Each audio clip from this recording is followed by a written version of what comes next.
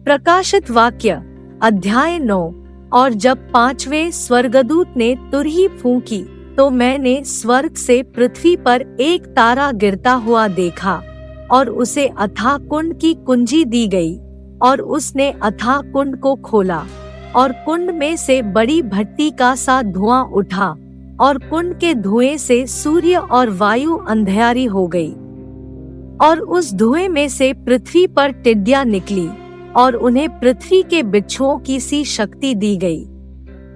और उनसे कहा गया कि न पृथ्वी की घास को, न किसी हरियाली को, न किसी पेड़ को हानि पहुंचाओ, केवल उन मनुष्यों को जिनके माथे पर परमेश्वर की मुहर नहीं है,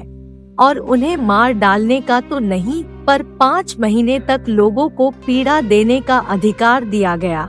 और उनकी पीड़ा ऐसी थी जैसे बिच्छू के डंक मारने से मनुष्य को होती है।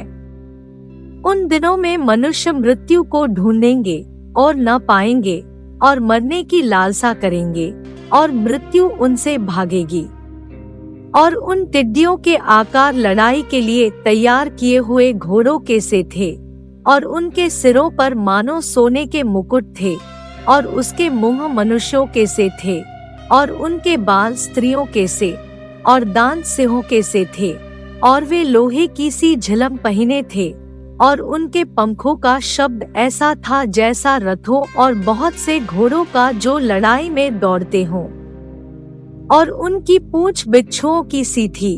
और उनमें डंक थे और उन्हें 5 महीने तक मनुष्यों को दुख पहुंचाने की जो सामर्थ थी वह उनकी पूंछों में थी। अथाह कुंड का दूत उन पर राजा था, उसका नाम इब्रानी में अबद्दोन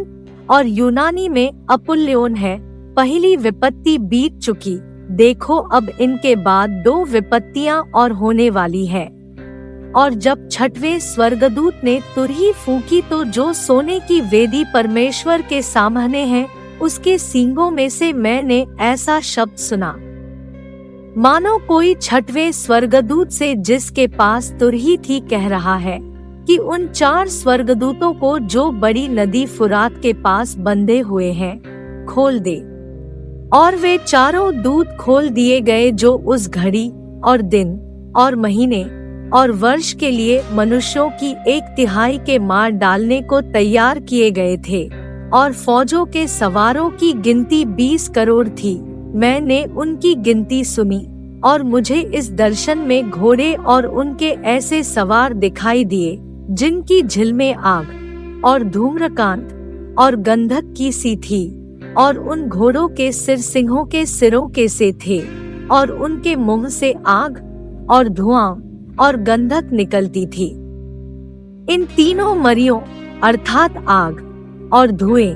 और गंधक से जो उसके मुंह से निकलती थी मनुष्यों की 1/3 मार डाली गई, क्योंकि उन घोड़ों की सामर्थ उनके मुंह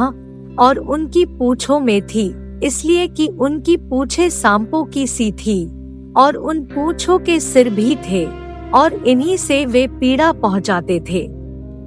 और बाकी मनुष्यों ने जो उन मरियों से न मरे थे अपने हाथों के कामों से मन न फिराया कि दुष्टात्माओं की और सोने और चांदी और पीतल और पत्थर और काठ की मूर्तों की पूजा न करे, जो न देख न सुन न चल सकती है। और जो खून और टोना और व्यभिचार और चोरियां उन्होंने की थी उनसे मन न फिराया। प्रकाशित वाक्य अध्याय 9।